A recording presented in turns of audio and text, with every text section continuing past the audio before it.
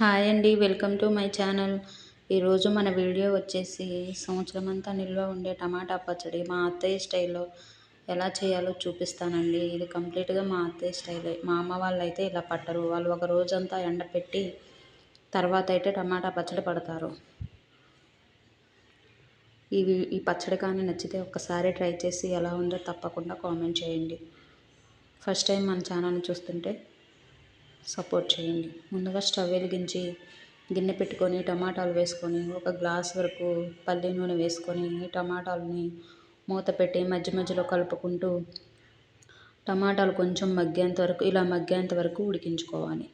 ఇలా మగ్గిన తర్వాత వీటిని చల్లార్చుకోవాలి. తర్వాత కడాయి పెట్టుకొని మెంతుల్ని లో ఫ్లేమ్లో కలుపుకుంటూ దోరగా ఫ్రై చేసుకోవాలి. ఇలా దోరగా ఫ్రై అయిన మెంతుల్ని ఒక ప్లేట్లో సపరేట్గా తీసుకొని వీటిని కూడా చల్లార్చుకోవాలి. తర్వాత జీలకర్ర కూడా వేసుకొని లైట్గా 2 నిమిషాల సేపు ఫ్రై చేసుకోవాలి. ఇలా జీలకర్రను కూడా ఫ్రై చేసుకొని ఒక ప్లేట్లోకి తీసుకోవాలి. చింతపండులోని ఈనెలన్నీ తీసి ఇలా సపరేట్ చేసి పెట్టాము. టమాటా ముక్కలు బాగా చల్లారిపోయిన తర్వాత ఇలా మెత్తగా స్మాష్ చేసి చింతపండుని అయితే దాంట్లో నానపెట్టేసింది. తర్వాత ఈ టమాటా ముక్కల్ని గ్రైండర్కి అయితే వేస్తుంది.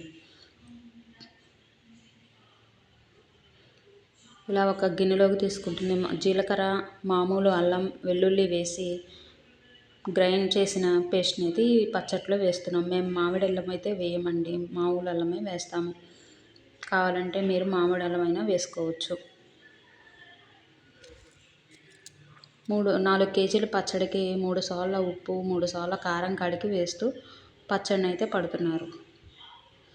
కేజీ 150 గ్రాముల చింతపండు అయితే వేశారు. ఇలా పచ్చడిని 4 వాయిలుగా రుబ్బుకుంటూ గ్రైండర్లో వేశారు. 4 వాయిలుగా వేసాము. పచ్చట్లో ఉప్పు కారం మొత్తం కలవదని ఒక పెద్ద గిన్నెకి అయితే వేసి చేతితో అయితే బాగా కలుపుతున్నారు.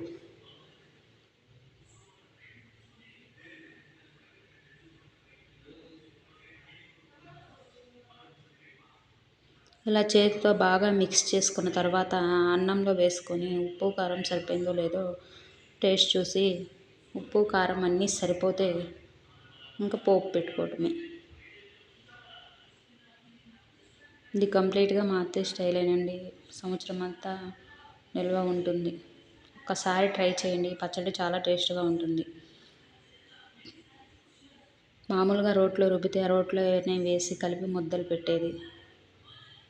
ఈసారి గ్రైండర్లో వేయటాన మేము ఇంట్లో గిన్నెలోనే కలుపుకొని తింటున్నాం. ఆ గిన్నె కూడా పడిద్దాము యూట్యూబ్లో అని నవ్వుతుంది.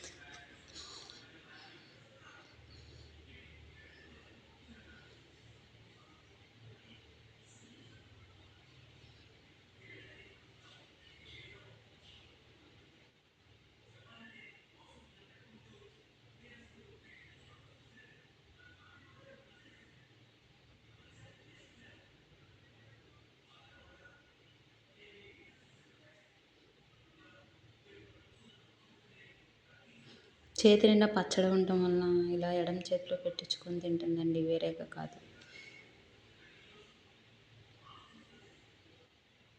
మా హస్బెండ్ వచ్చి చూస్తే టేస్ట్ సరిపోయిందని ఇంకా పోపు అయితే పెట్టమన్నారు. మేము పచ్చడంతా ఒక్కసారి అయితే పెట్టము. అవసరమైనప్పుడల్లా కొంచెం కొంచెంగా అయితే పోపు పెట్టుకుంటాము. మిగిలింది ఫ్రిడ్జ్లో స్టోర్ చేసుకుంటాము.